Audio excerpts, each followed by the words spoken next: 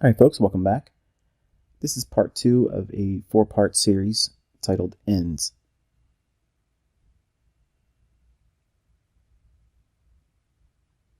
All right, as I mentioned in the first episode, there was 4 parts to this teaching series, and it's aimed at giving you, obviously, the mindset of applying the things that I teach you on this channel to kind of come up with a creative approach to using the information in your personal life.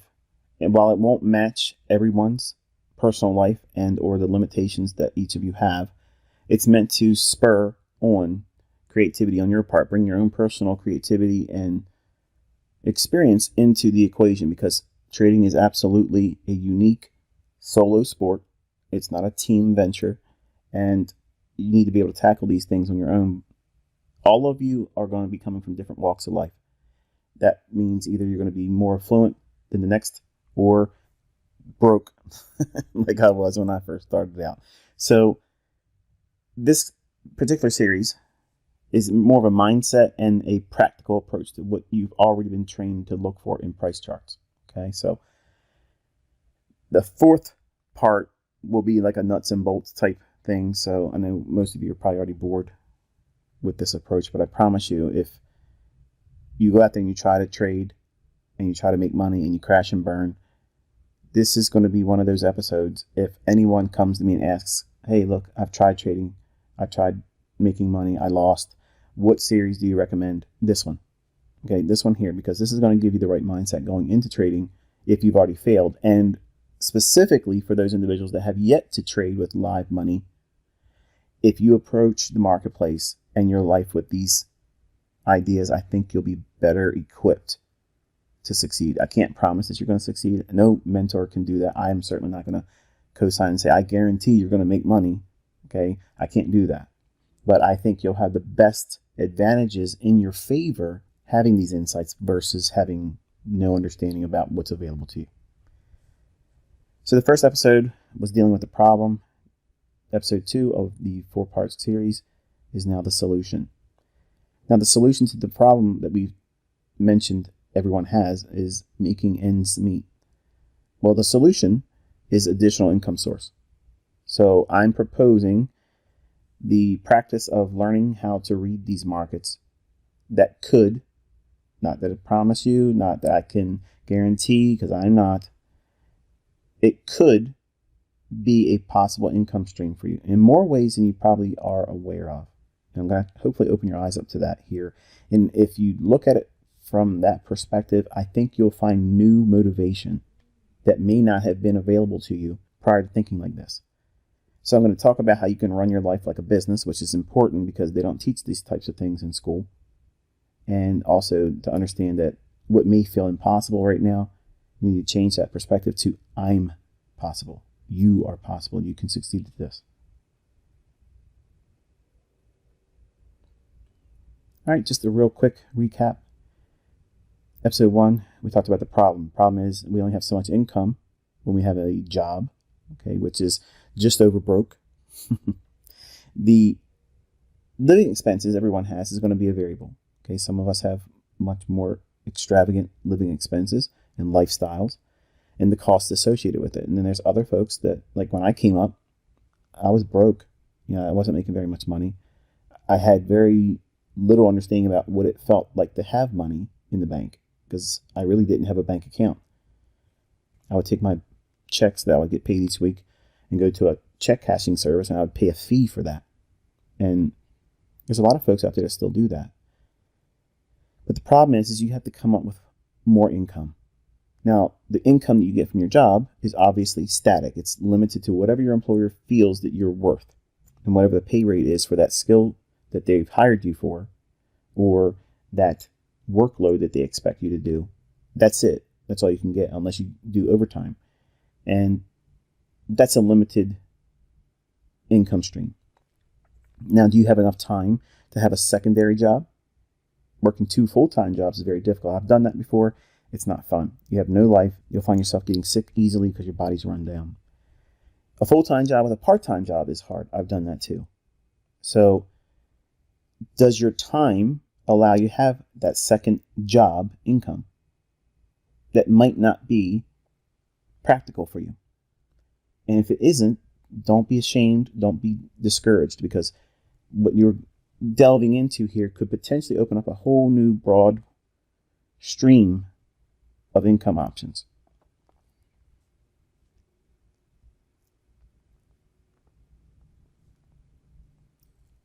The solution. Now, obviously, the employment income is a static income source. Many people come to me all the time and say, hey, look, how fast do you think I can get to trading live money, real time, and doing it for a living? And honestly, if you've been ignoring this every time I mention it, there are times where you'll get into this industry and you'll be met with initial luck. I had a bout of luck in the early goings of my career.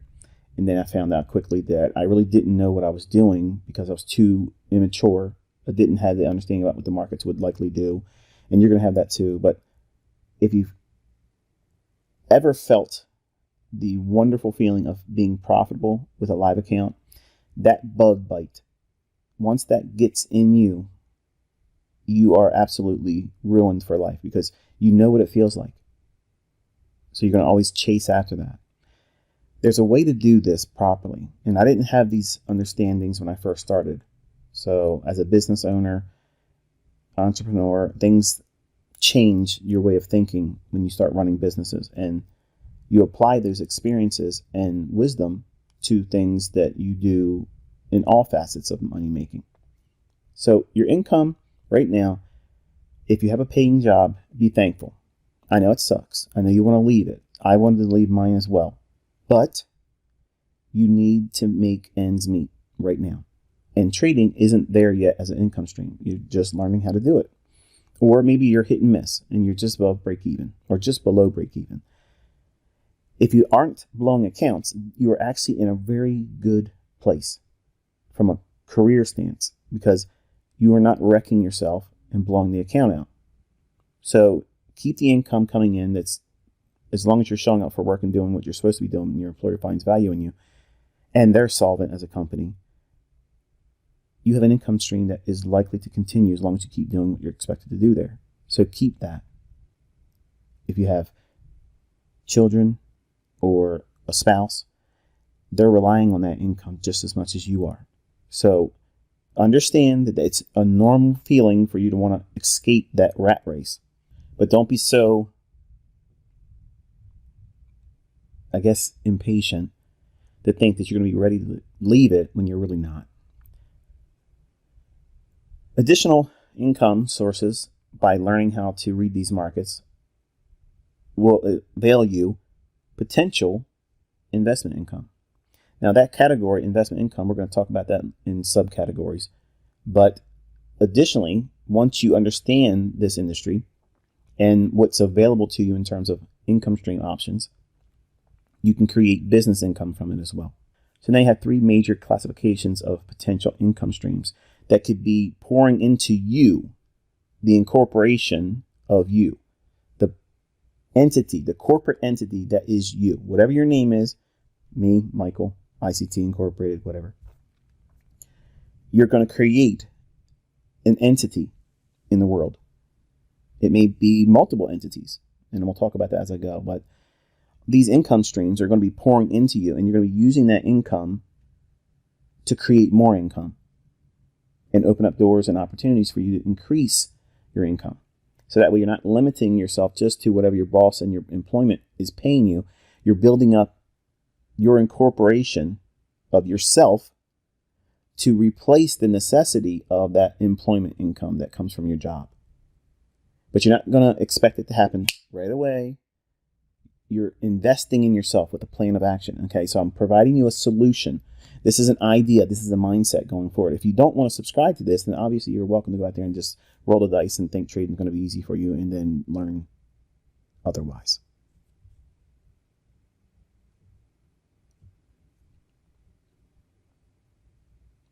Now, the employment income, my first suggestion is, again, be thankful that you have your job. There's a lot of people out there that don't have a job and or not gainfully employed. If you are gainfully employed, be thankful for it. Don't spend frivolously. Save. Put money aside. Cut expenses. The first episode, I talked about how you got to go through and trim the fat. The things that you really don't need, get rid of it now, because that's going to help you have more money to allocate to resources, computers, learning resources. And I'm not talking about courses. I'm talking about things like note taking, things that will help you study better and be more organized. And it's not a great deal of expenses, but those things cost, and they're not always entirely free. So while you get the benefit of me teaching you with 30 years experience and real world experience, losing real money, making real money, teaching lots of people all around the world, different walks of life, I have experience, and I'm giving that. I'm pouring myself into you for free because I want to see you succeed. I want to see you do well. But I don't want to see you do the same things that I did early on and defer success, defer learning properly, and equipping yourself with the resources and wisdom that would really never come to you. And there's a lot of people out there that have courses and things, and they still won't talk to you like this, because my opinion is they're only making money from what they sell. Okay. And if you can't make money from the things that you're selling the information about, then you really are limited as a mentor. You're limited as an educator. You're limited as someone that would be a resource of wisdom. So keep the job. You're going to need it. And the ideal scenario is you're going to replace this income. It may seem impossible right now, but I assure you it is possible. Not for everyone. I'm not guaranteeing it, but it is absolutely possible. All right, now investment income. Learning how to read the markets, as I teach on this YouTube channel and in the mentorship lessons and lectures. I teach you how to sit down in front of these charts and decipher what it is that the market's likely to do next. Now, that doesn't mean profitable trading. That's something that you have to learn for yourself. Now, I'll give you concepts. I'll give you ideas on how to anticipate specific events unfolding, certain times of the day, certain days of the week, certain months of the year. Those factors are, well, simply tools. They're conceptual ideas.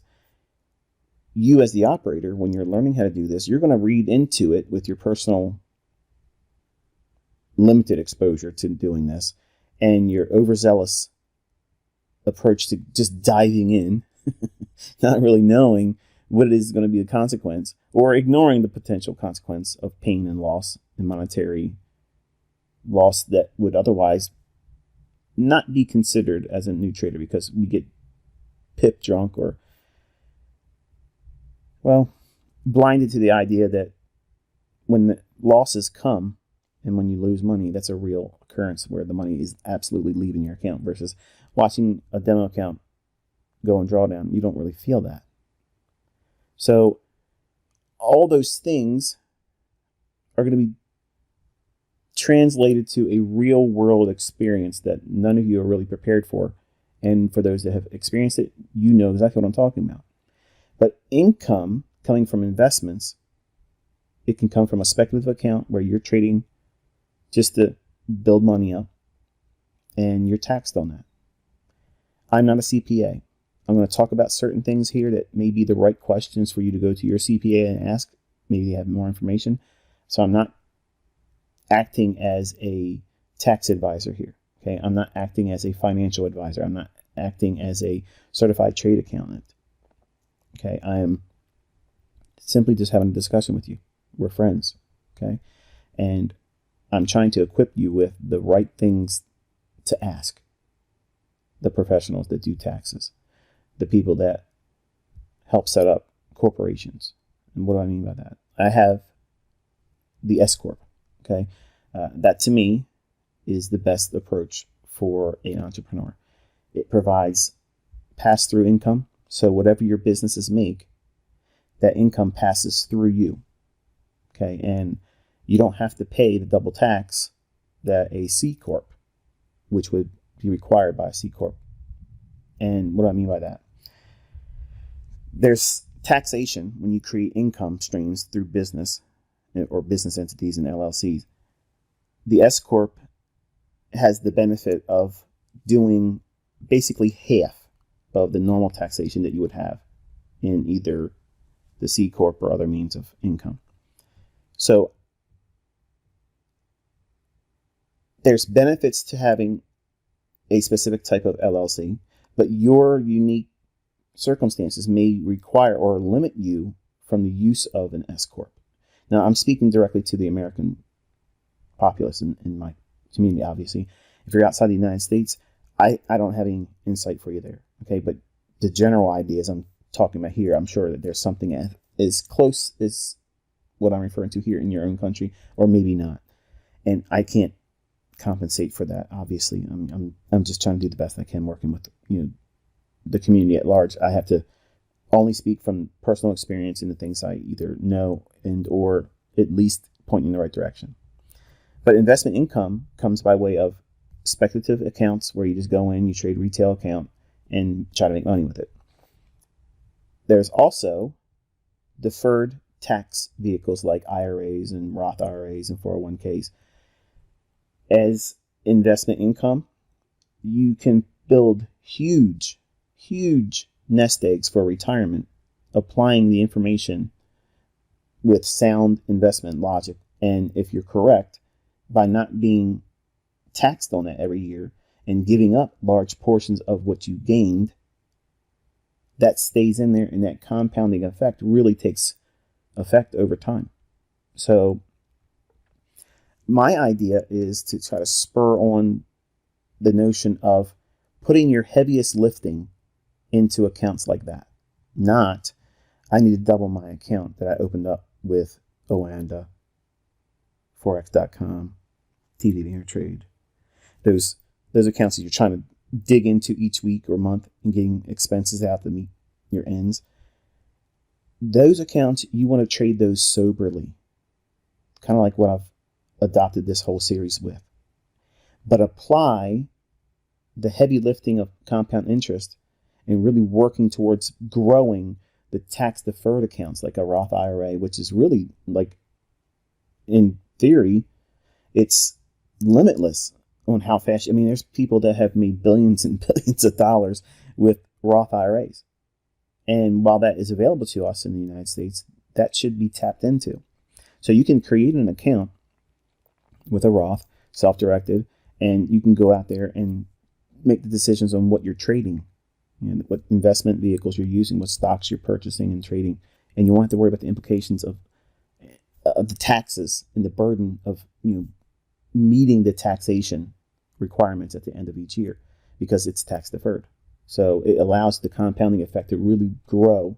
So I want you to think about that, young folks that are listening, okay? Because when I first started investing, like Morningstar was the thing coming up, and Morningstar was like the big deal with mutual funds. Mutual funds became a thing when I was younger, and everybody's like, wow, this is really good, and they sold you on the idea that, stocks on average yield about 12%, not every year, but 12% across the board.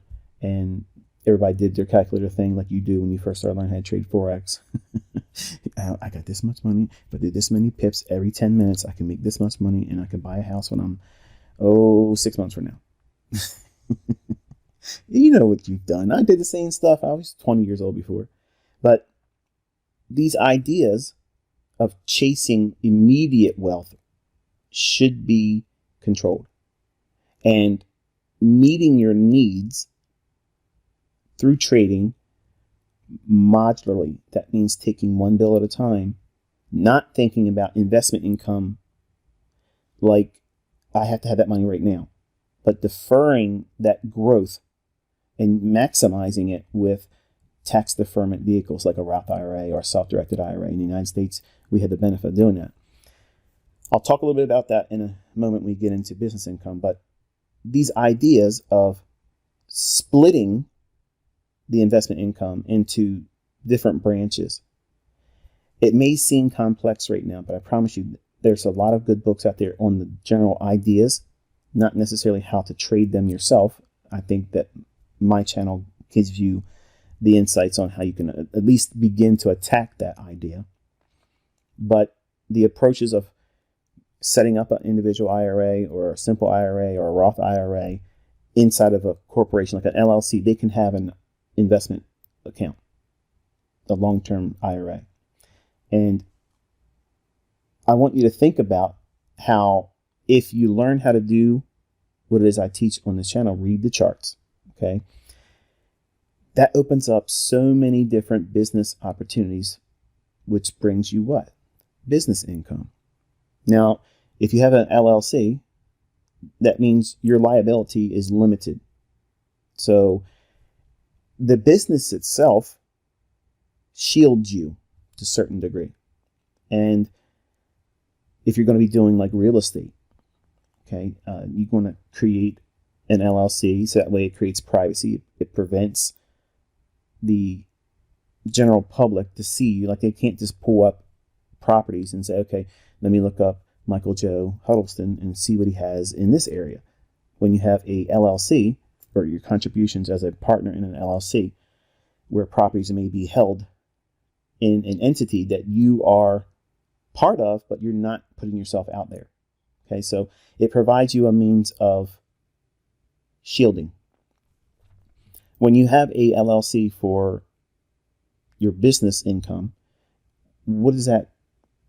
What are you doing? Like, what's the business that you're running? Well, I want you to think about how, if you learned how to do this well, okay, because this is the other question I get a lot. How much money do I need to start trading real time, not need a job? That question is answered by you. But my canned response is you need to be in a position where you already can make 2 times what your monthly income is right now. So that way you're meeting your monthly expenses by at least 2 times. And you've been doing that for a while. What is a while? I think a minimum a year of doing just that. And have $100,000 in your disposal. Now, some of you, I saw this in some of the comments, oh, you're just saying something that's impossible to us right now. That's the target of this episode, turning impossible to I'm possible. See, you're skipping over this period of time where, like, it's usually young guys. They come to me or they come to other mentors and they say, hey, teach me how to trade. Okay, I'll sit down with you and I'll show you how to trade. I'll teach you how to do analysis and find setups and how to handle losses. And they're impatient through that. And even if they get to the point where they understand the model, they understand how to trade, they understand how to read the price action, they want to jump over from where they're working right now, punching the clock for 40 hours or more, and they want to go right to wealthy Instagram lifestyle. And what they don't understand is 99.99999% of those folks are selling information or selling an idea or image, and they're not really making profits trading. Now, I'm not here to dump on them. You already know my opinion about that. But that income they're making, I guarantee they're not even managing that properly. So you're trying to have unrealistic expectations about a shoestring budget approach to starting how to trade, and you want champagne wishes and caviar dreams in 6 months or less. And some of you complain, you kick and scream when I tell you have to at least submit to 1 year of learning. Without that, you don't have it. Anybody that tells you anything less than a full year, they're lying to you. So your business income, once you understand what it is that you're doing with these charts, what type of business income can be made available to you? Well, let's talk about that.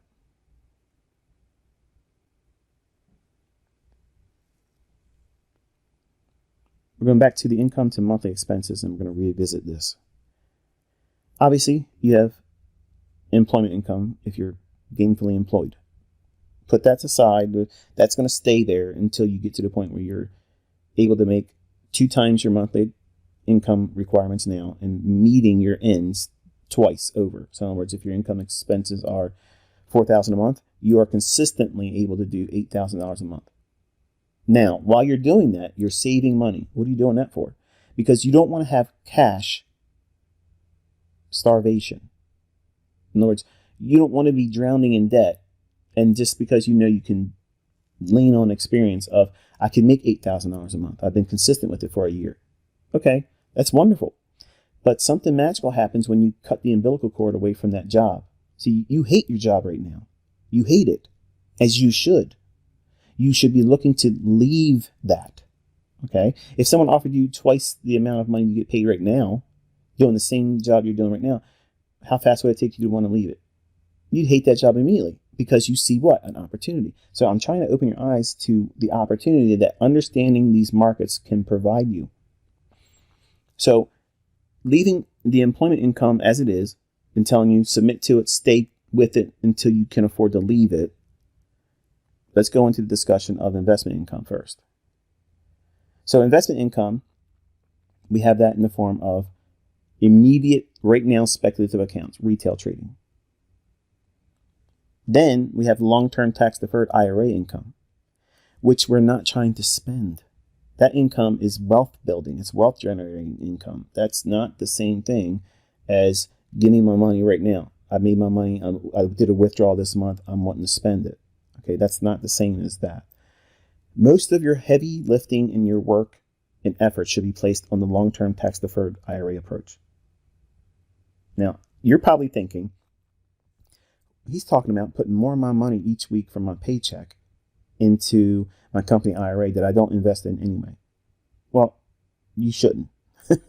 If you have one of those, roll that into a self-directed IRA, something that you can control the trading in, and then start maximizing your efforts in trying to grow that and doing the maximum contributions to that each year. Now, business income. Once you learn how to do this, you don't have to actually trade a live account. Think about that. I have a lot of folks all around the world, and some of them are in impoverished nations, and they don't have a lot of money. So how do they get to the point where they can afford to start trading?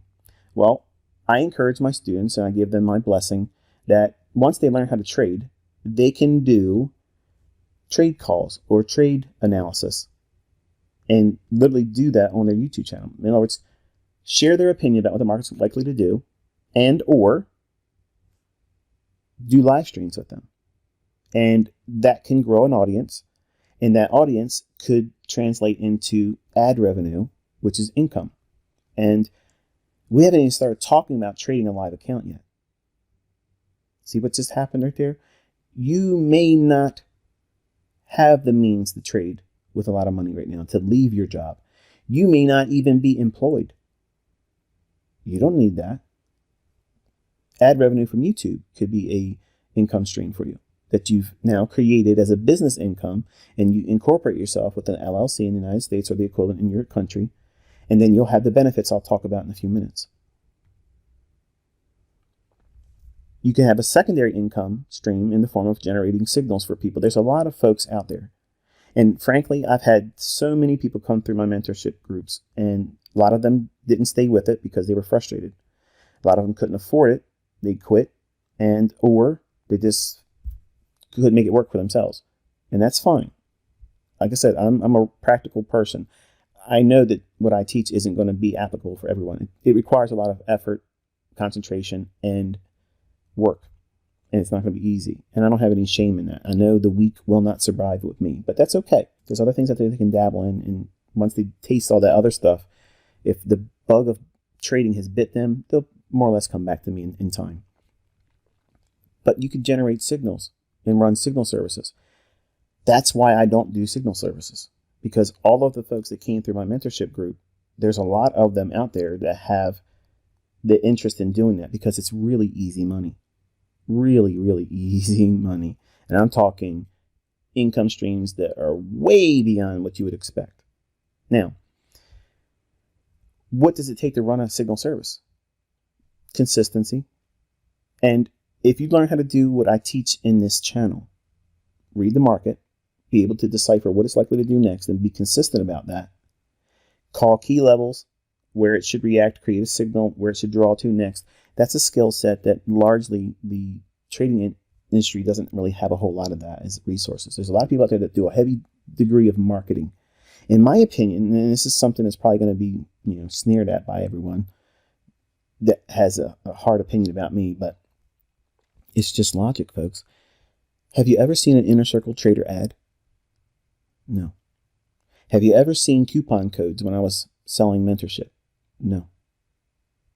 So the best rule to growing organically is be genuine. Talk about your limitations, show your weaknesses, don't hide from them, and be willing to be consistent and honest about everything. If you do those things and you make the signals available for at least a month for free, anybody that comes to you, say, okay, here's my window of new membership. You can come in, but you only have 1 or 2 times a year where you'll let more people come in. Otherwise, people come in, they'll abuse the 30-day for free. Okay? Do it for 30 days. Let them test drive it. And if you're good, you won't mind doing that. And if they see that you're good, they'll sign up with you because they know the calculator rule. They know what they have in their account. They know what they're willing to invest in themselves. And they've seen what you're able to do in terms of calling the market. So now you have income stream coming from that. So now look what you've done. You have a job that's paying you. It may not be meeting your ends as you want them to. But now you've trimmed off the fat if you listened to me in the episode 1. So you've reduced some of the things you don't really necessarily need. You've learned how to invest in yourself. And you're taking the investments of applying the money instead of going to an IRA at your job, put it into a self-directed IRA that you control the decisions in. So that way you're taking that money that you're investing in otherwise if you've been doing an IRA. Now you're controlling what vehicles you're investing in. What stocks are you trading? What are you doing with that money? So it gives you control instead of just putting money out there. And I have a lot of people that I'm friends with, and they put money into money managers' hands, and they complain to me all the time. Like, Michael, these guys don't know what they're doing. I told you they don't know what they're doing. They take all the credit when the market goes up, and when it goes down, they just tell you, average in, buy. So they're in a position of what? No responsibility.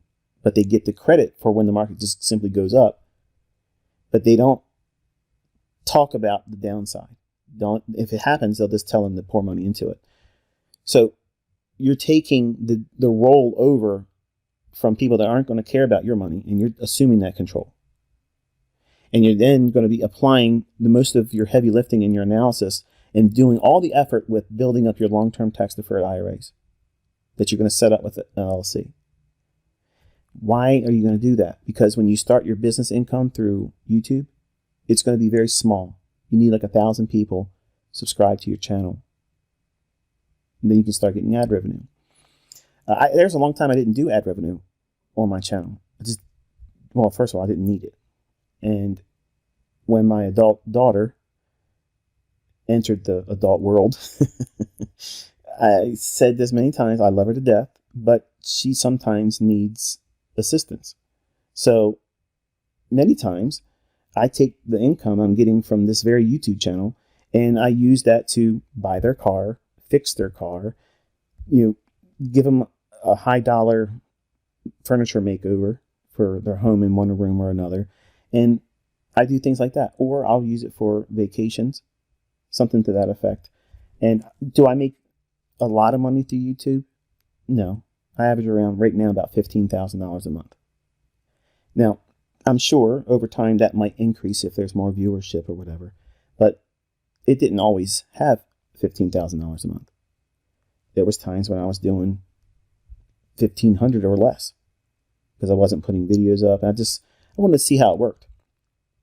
And my oldest son said, hey, look, Dad, you should put ad revenue on it and you'll get money from that. Because I was already making plenty of money. I was like, I'm not interested in that.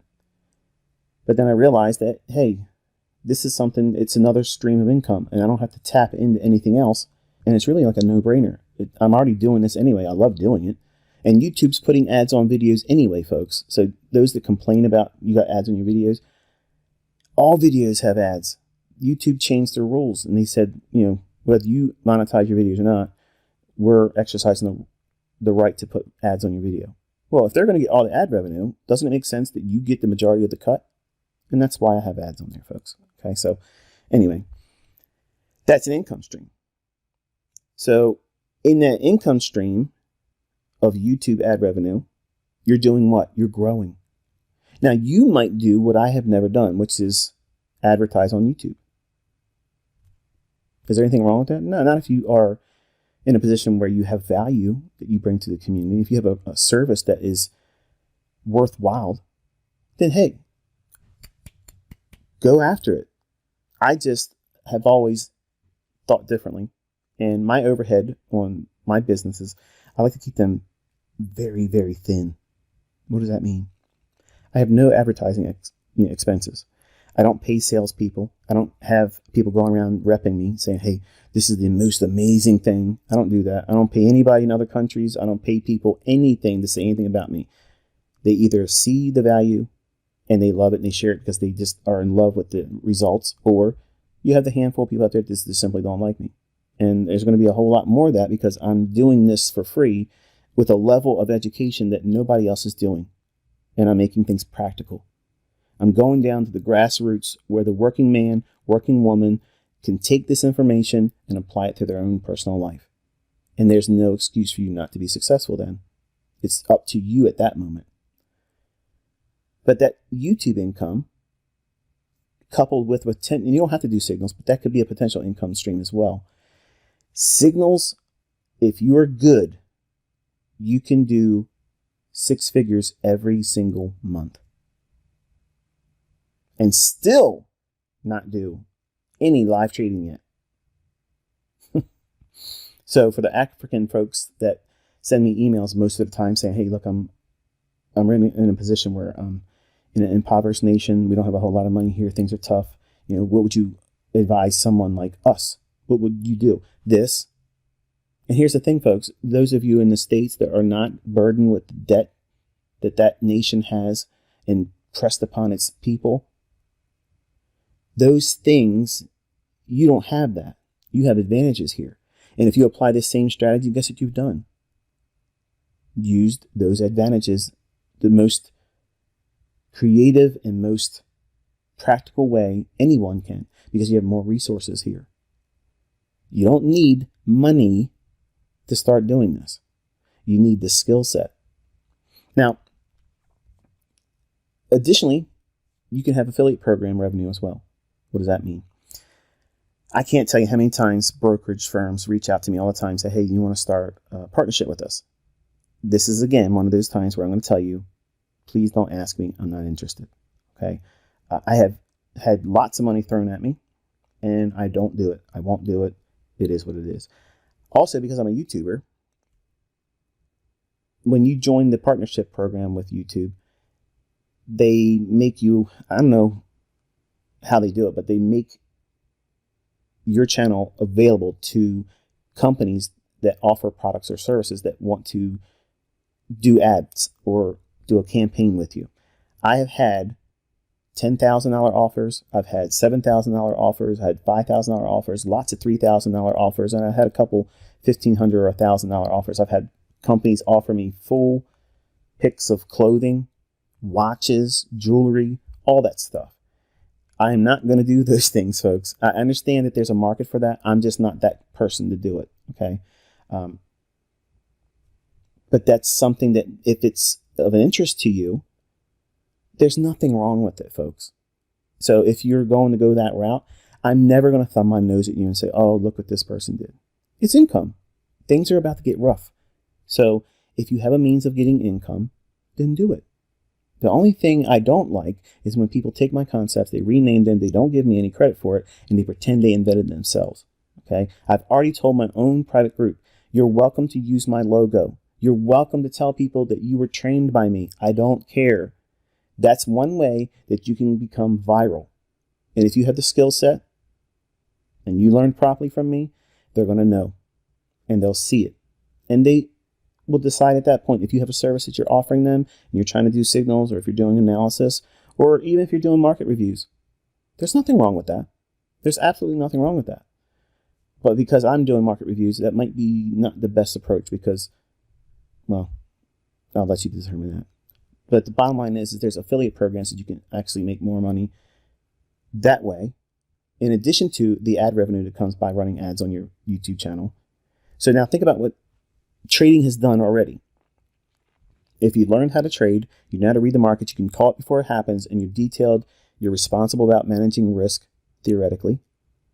And you've trimmed down your own expenses, cut out all the things that don't really require you spending that much money each month. You have a little bit more cash because of that. Then you're changing your mindset into an investor, because now you're going to be taking the money that you may not be doing the best with by giving it to a company IRA, and you're subject to whatever the market does. You have no control what's going on, where to move the assets, what industry group, what sector to be investing in. All those things are beneficial. And if you know how to do that, that's advantageous for you. But most people don't know how to do that. Most people don't know how to control their investments. That's what I'm trying to teach you. So that way you're getting control over that. And you're changing your mindset to getting rich real quick in my retail account right now versus I'm building wealth with long-term tax-deferred IRAs, and I'm letting all the type of trading I would be doing short-term and trying to take the money out so I can spend it and look great on Instagram and floss. No, leave that in there.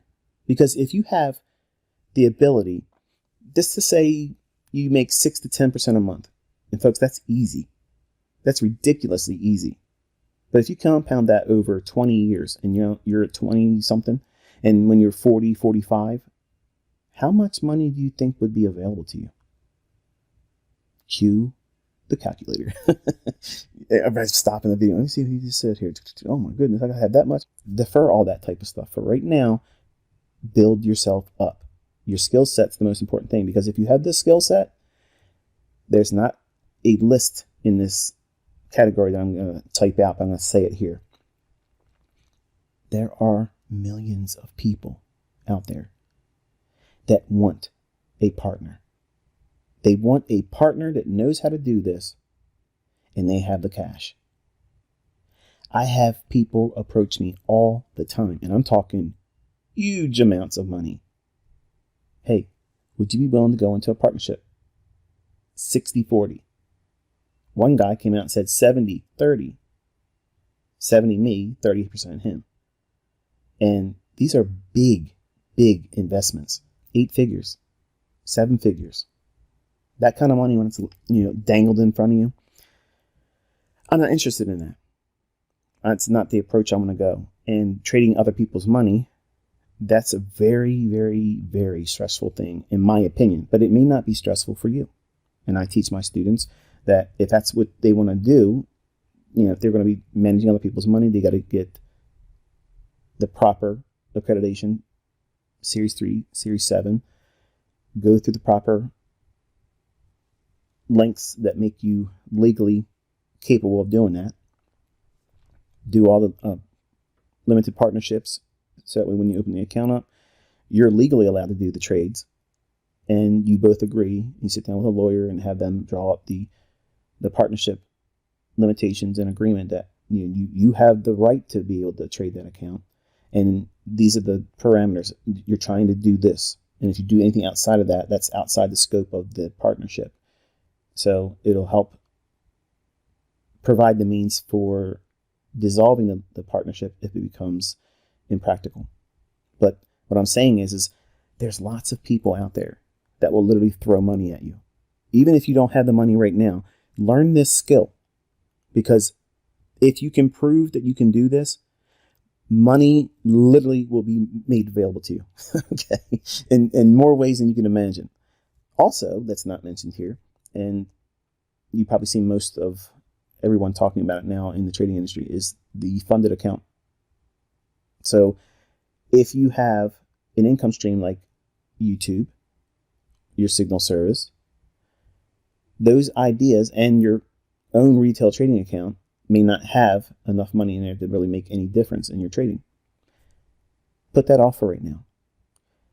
Go through the funded account approach if that's something that you think is applicable for your personal life, and if you're willing to submit to it, let's say it that way. The capital expenditure that you would have in something like that is minuscule versus opening up an account with $10,000, okay, or $20,000. You probably aren't going to do that. Okay, even if you think you've arrived at trading and understand what you're doing here, you may not want to go in and put that much money in there because it's a totally different world. And you might do something wrong, and the market could do something crazy. Wipe it out. versus going after a funded account and try to get a $20,000 or $50,000 or $100,000 account where you have that leverage available to you and you do the profit split, whatever that company offers. And I'm not going to rep anyone in particular here. That's a better approach to funding and seeding your own retail account. Take that money from a small investment that's limited. That way you're not having all that tug of war feeling. Oh my goodness, I can't blow my account. I can't risk it. Versus small capital expenditure on your part to secure a funded account through a prop firm. Use that to do your payouts and work with that to use that capital to seed your own retail account. That, to me, if I would have had that available to me when I was a younger guy, I would have done that. I would have done that. Okay. The approach that I would do all over again is what I'm absolutely outlining here. I'm using this as, what would I simply do and how would I approach doing it? This is what I'm doing. And this is the stuff that makes people really profitable. This is what keeps you in the business and creates longevity. Thinking about it with a business mindset, not, I want to go in here and do the maximum leverage. I'm not going to use a stop, but I'm going to use a mental stop, and I'm going to know when I'm going to get out, and you're going to get wrecked. You have to treat it like a business, all aspects. So there's all kinds of income streams that's made available to you just by understanding what it is I'm teaching here. And the last goal is to have your own retail account funded with the money that you've made from any one of these or all these income streams. You see what just happened there? You now have no excuse because you may not have money right now. Stop worrying about the money. If you worry about the money, you're not going to learn. You're not going to learn properly. You're not going to develop the right mindset because you're worrying about money. And scared money makes no money. Always. But what happens when you have all these income streams? Are you going to be impulsive with your own retail account? Probably not. Why? Because ends have already been met. You're not feeling impulsive because I got a mortgage payment coming up in 2 weeks. Man, alive. I spent too much with the girl money last weekend. I am broke. What am I going to do? Oh, let's go in there and over leverage $1. It's non-farm payroll Friday. Wrecked. And you compound the problem. Versus, I have plenty of income coming in. I don't need to trade. So now I can be more opinionated and objective about what it is I'm doing anytime in front of these charts and be more what? Disciplined. And that discipline will keep you rooted in sober thinking about when you're going to execute and engage in price action. Then when you place a trade with a live account, you're not worrying about the end result. Because if you do take a loss, guess what? You have all these other income streams coming in and it doesn't change anything. You won't feel rushed to go back in and get that loss back either. Oh, how about that? You didn't think about that, did you? Because you don't think right now how to operate your life as a business. But thinking like this is how an entrepreneur thinks. When I look at something, I think, okay, I want this, and how am I going to pay for it? I just looked at a piece of property. I really liked it. My wife loved it. I didn't want to pay the price they were offering, so I came in $120,000 less. They didn't want to come down there. They just stayed right at ask. They're going to regret that. But the point is, I treat it as this is what I'm willing to spend. And if they don't want to meet that price, I'm not buying it.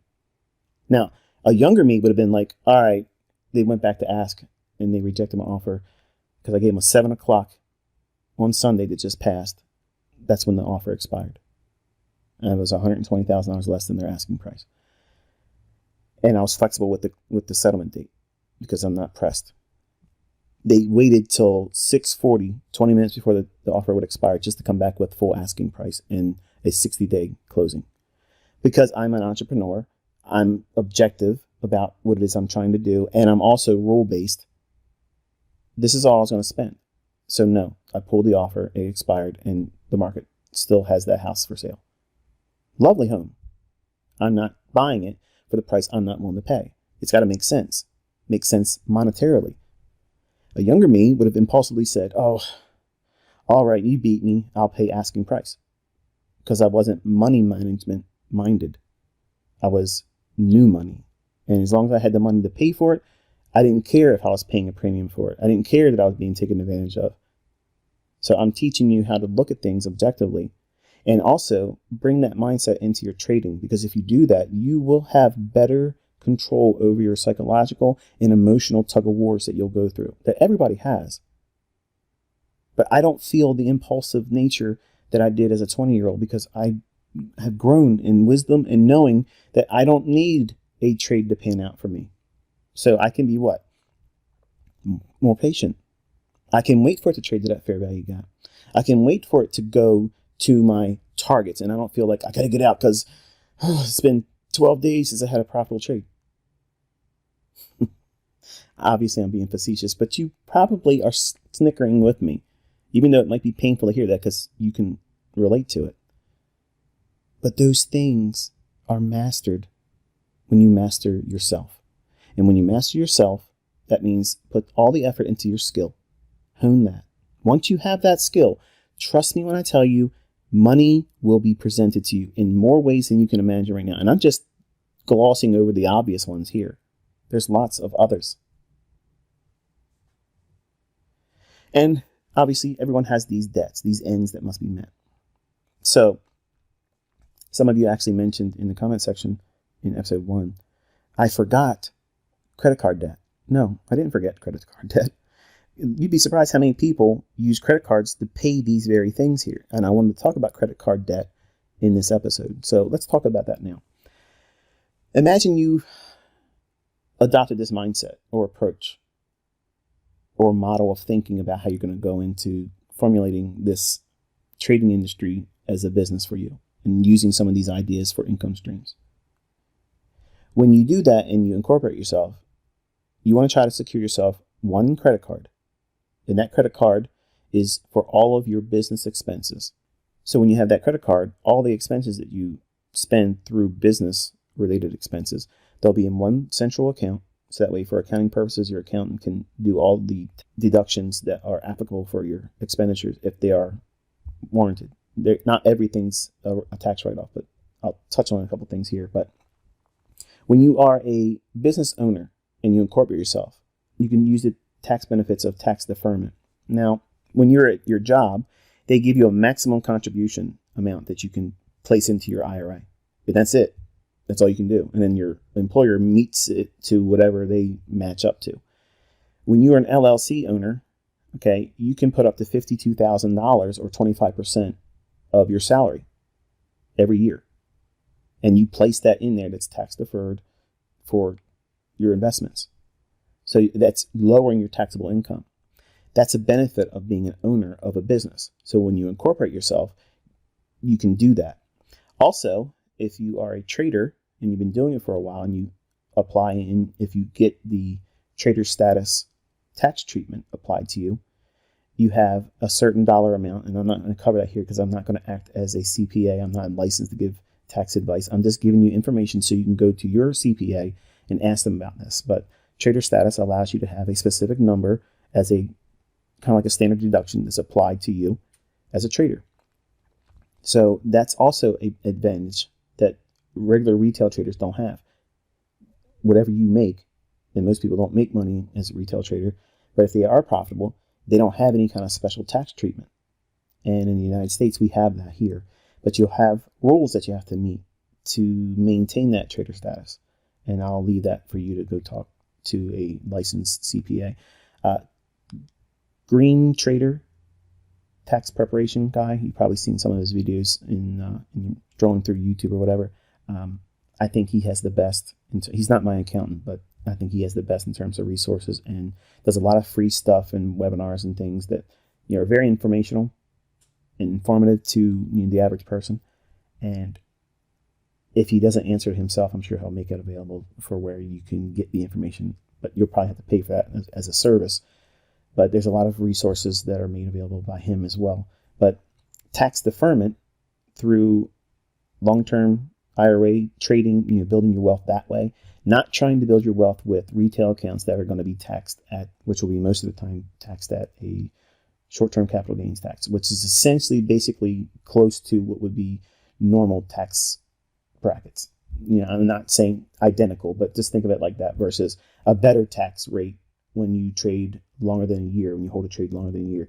That long-term capital gains tax is a little bit lower versus the short-term capital gains tax. But all those things are for a CPA to answer, but you get better treatment as a business owner doing it. When you own a business and you have LLC, whether you're just doing YouTube or any of the other things here, if you incorporate yourself, your company car, okay, I have lots of cars, and I got ragged a lot when I would talk about I had a Corvette, and I have a 2019 Corvette that was initially a company lease. Okay, so I was paying $1,270 a month, which some of you might think, oh, that's stupid, that's too much money, blah, blah, blah. I'd rather spend that and drive a car that I enjoy and not pay that in income tax. So I'm enjoying something, I'm getting the tax benefit of doing it as well, writing off that expense.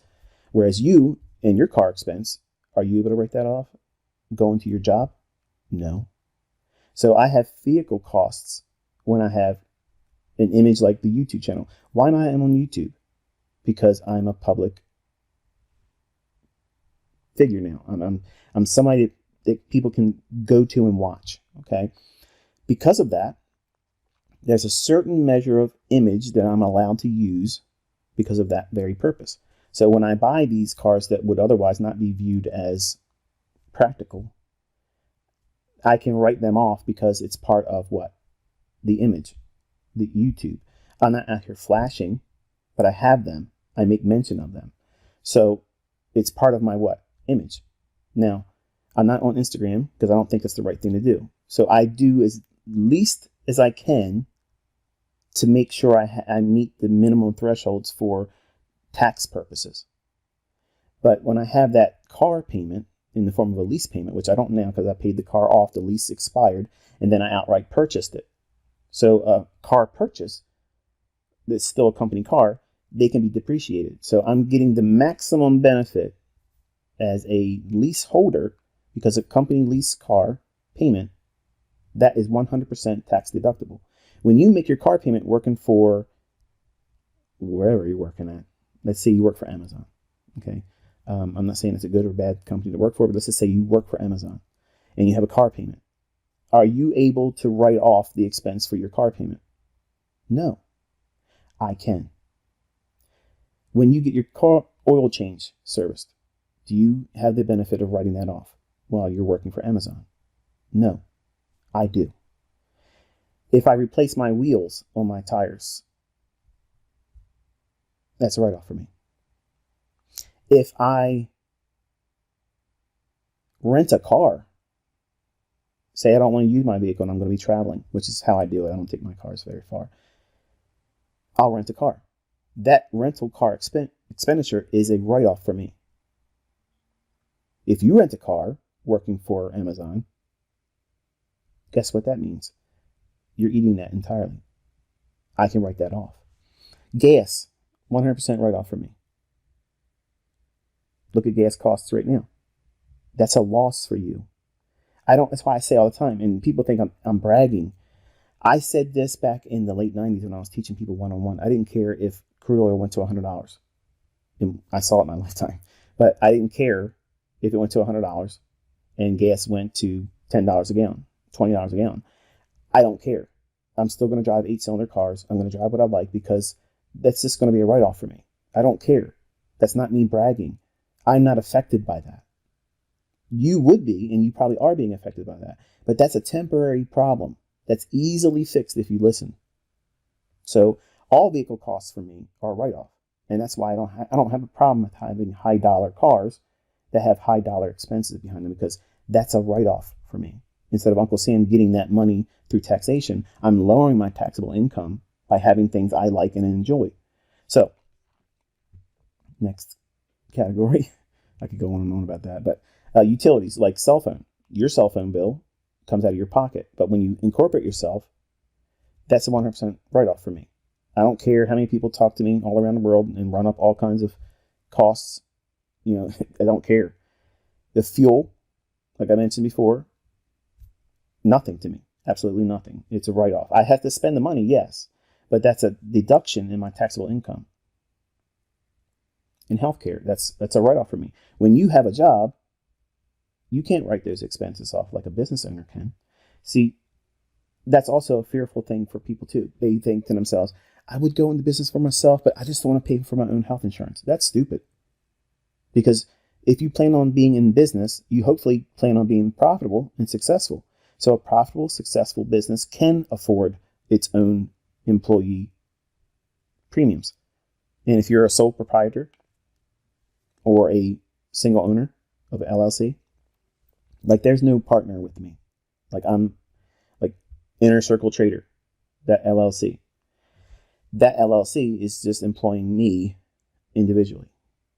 And that salary that I pay myself just through that one LLC is $200,000 a year. So that $200,000 a year salary allows me to do up to $52,000 invested into an IRA that's 100% tax deductible. So now my $200,000 salary that would be taxed at $200,000 is what? $148,000. So I've already crushed it in terms of tax and benefits of being a company owner. Now, the government didn't get all the taxes that they otherwise would have done if I had a job somewhere else making $200,000 a year. And it's all legal. That part's legal. And that allows someone to think whether or not just doing a retail account is the right way of doing this, because it's not. You have to incorporate yourself. And when you have income streams like this, you have to sit down and figure out what you're going to do with the income. Not just how much can I spend or how much I can afford to live lavishly. I could live a lot more affluent publicly in front of other people and onlookers, but that's stupid. That's dumb. I want to make sure I have money forever and my family members have money to draw on even when I'm gone. That's how I've designed my life. Now, I'm not here to be Instagram rich. I'm not here to try to say, look what I'm still paying mortgage payments on, and I got to pay payments on something that's being built in my backyard. I ain't paying car payments because I'm broke. I paid, and I don't have any company leases right now, but I'm about to probably pick up one. I pay vehicle leases because I get the maximum tax benefit of it, and I'm still driving the same car. If I don't like the car at the end of the lease, guess what? It goes back to the dealership. Thank you very much. Give me a new one. And I had 100% write-off. As an employee, you can't do that. You're eating that cost, and that's it. And you're still at the same taxable income rate based on your salary. So when your income is through investments and through a business, everything changes. So I end up paying less taxes than someone that has a job. And you can argue and get mad and say you're a jerk. The only thing I'm doing is what everybody's main focus should be, is how to pay legally the least amount of taxes. I'm not avoiding paying taxes. Believe me, I pay a lot of taxes monetarily, but on par, I pay less taxes than someone that has a high-paying job. Jobs are not the answer. When I go out to restaurants, well, in 2021 and at the end of this year, at the time of this recording, it's August in 2022. In December 31st, 2022, the temporary 100% write-off for restaurant meals expires. So for 2021 and 2022, anytime I go out to a restaurant, it's 100% write-off. Now, contrast that with you take your family to McDonald's, which is poisoning your family, by the way. But if you take them to the drive-thru and get McMeals or whatever it is, I don't even know what they call that stuff anymore. That stuff that you're spending money on, probably too much money really, that's just coming out of your pocket. And you can't deduct that from your taxable income at the end of the year. So when I take myself to Ruth Chris and I talk to someone that may be accompanying me and my wife, and we're talking about team building or production ideas or lecture ideas, okay? As long as I'm talking about business and my business, that meal fits the minimum threshold for what? 100% write-off. So if I drop $350 on that meal and I enjoy the presence of a company associate that may be working with me as a as an agent but not an employee, or I'm grooming them to do a service for me through a 1099 relationship, or I'm taking advice or counseling someone and I take them to dinner, I'm able to enjoy that experience. With, that goes without saying, but every bit of that receipt that I'm paying and tip, that's a 100% write-off to me. Now, normally, and this should be going back to this in 2023, unless things get changed again, but right now, it's at 100% write-off. Prior to 2021, when they changed the rules, it was a 50% write-off. So if I spent $300, $150 of that could be a write-off. Think about that and how much you waste when you go out to restaurants. I don't do a lot of restaurants, okay? My wife loves Chipotle. My wife loves this place called Kobe, okay, like a Japanese steakhouse type thing. I don't eat steak. I eat crab, chicken, and fish. But when we go to Ruth Chris, they have the best crab cake down on Water Street. So if you're thinking about it, if you're local, try that place because they have the best crab cake. No, they didn't pay me to say that. So, but restaurants, while you have an LLC, that's an advantage. It's not a out-of-pocket expense that you don't get anything for. I'm not afraid of spending a lot of money. So these things are different when you have the business mindset. Clothing. Why do I have a YouTube channel? Because when I buy clothes, now I can write my clothes off. So when I buy nicer threads than, the average person, that is an expense. You don't see me parading around on YouTube every single day, but you started seeing me show myself, right? So that allows me to do what? Allows me to write off my clothes. If I don't have a reason to have those clothes, then I can't write them off. So the YouTube channel allows me that. Why does ICT have to have a YouTube channel if he makes all this money? Because I'm using the tax code legally. That's why. You're financially illiterate. Okay? Listen to me. I'm trying to help you. Okay, if you don't want to like me, that's fine, but I'm sharing stuff to help you live a better, more profitable life, operating it like a business. And entertainment. If I happen to have, again, an associate in the industry that either is counseling me or I'm counseling them, and we happen to say, hey, look, let's go to a bowling alley tonight, and let's talk it over while we're playing a game of bowling. So we're doing what? A corporate event. We're talking about business. The conversation may only last 2 or 3 frames of the game. But my niece that was spending the night that weekend, because they have to come with us because we don't have a babysitter, they are all engaging in that same event too. But it's 100% write-off. So when you go into trading, you don't go into it with Instagram rich looking image. That's not the right way of doing it. You want to go into it with, how can I turn this into a business? How many streams of income can I turn this into? So that way it's not limited to just whatever I make in my own account. Because if you do that when you're first starting out, you are putting so much unnecessary pressure on yourself. When you start to see these things build up, okay, and the income streams grow, it gives you more confidence. And that confidence does not translate into overactive trading, over leveraged trading. It turns into a sober-minded, principle-oriented investor that makes decisions when it's the best time to do so and not feel rushed or fear they're missing the next big thing. I'm not impulsive about missing the next move. I don't care. I'm in this to make money. That's why I'm doing it. I'm not here to look smart in front of all of you. I did not get into trading to impress my in-laws. I didn't get into trading to impress anybody. I got in this industry because I wanted to make money and I didn't want to work the rest of my life. I wanted to be retired in my 40s. And guess what? Hot dog, I've done it. You can do it too. And you don't have to wait that long. But you got to be realistic about how long it's going to take you, because you don't know and I don't know. And I'm being sincerely honest with you. I don't know how long it's going to take for you to get this. And some of you, listen, you might not be able to do it. And it's not my fault. It's not the system's fault. It's not the market's fault. It's something that you're wrestling with. And you have to determine what that is and beat that, overcome that, and then come back to trading.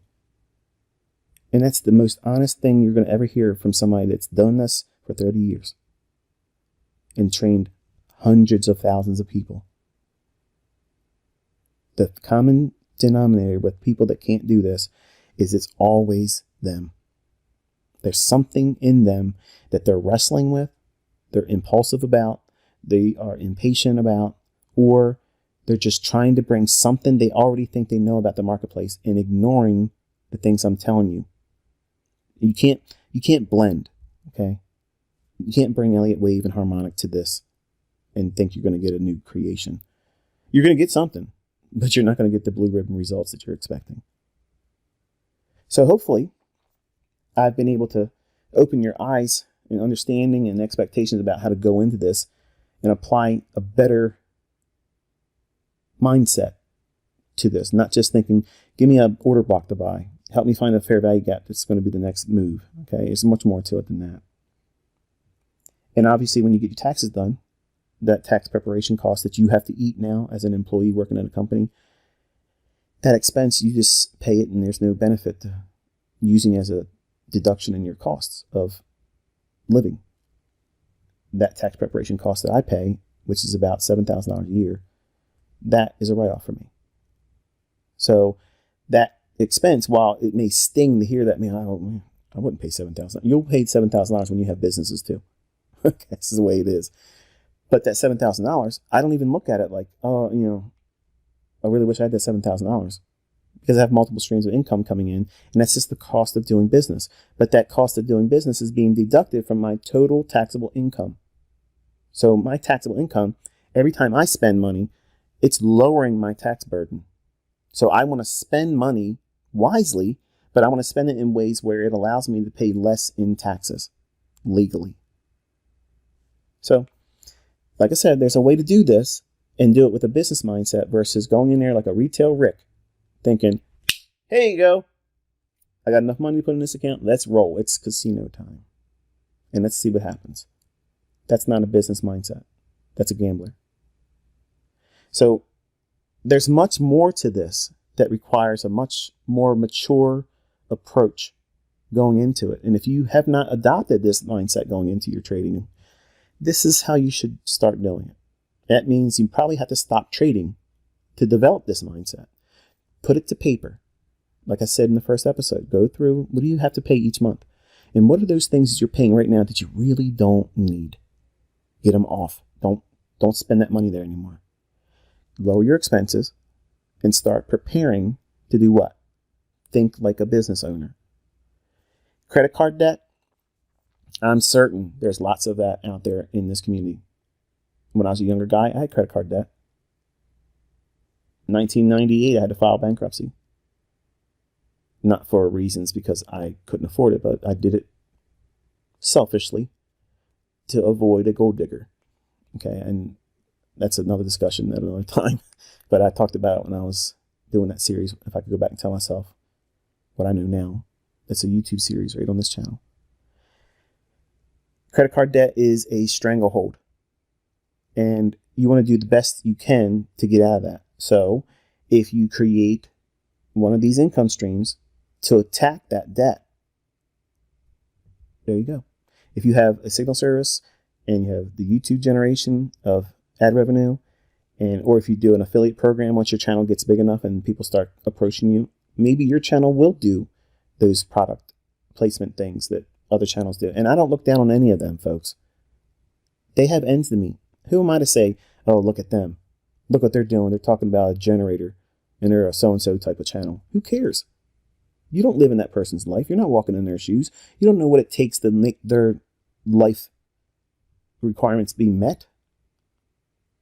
There's too many judgmental things in this YouTube community and on social media. Everybody wants to talk about everybody else, say this and that about them. I guarantee you, if you had a closer look on how they're living, you'd be shocked. And the only thing I'm trying to do is empower and lift you all up, because this type of information isn't made available. It's always get rich, all about image, and nobody talks about running it like a business. Not one other mentor out there is doing this. And all I'm trying to do is be the practical voice of reason. I've been here, folks. I've done this. And you've already seen enough of just the YouTube community and on Twitter that people have used what I've taught for free this year. And they're able to do what? They're passing funded accounts. They're getting withdrawals. Real money, folks, not demo dollars. So this lesson is going to be helpful to them too, because I'm certain that they didn't think about it like this either. And now you have it. So in the next episode, I'm going to sit down and give you a plan of what it is that I would personally go into doing if I just started eking out the understanding of how to be a consistently good analyst, and going in, how would I go in to attack the money-making aspects of it with real trading? What would be my trading plan, my model? And that's what the third episode is called, the plan. And then on the fourth episode, we'll talk about live executions and the real money part of it. And hopefully you found something in this one insightful. Until I talk to you next time, be safe.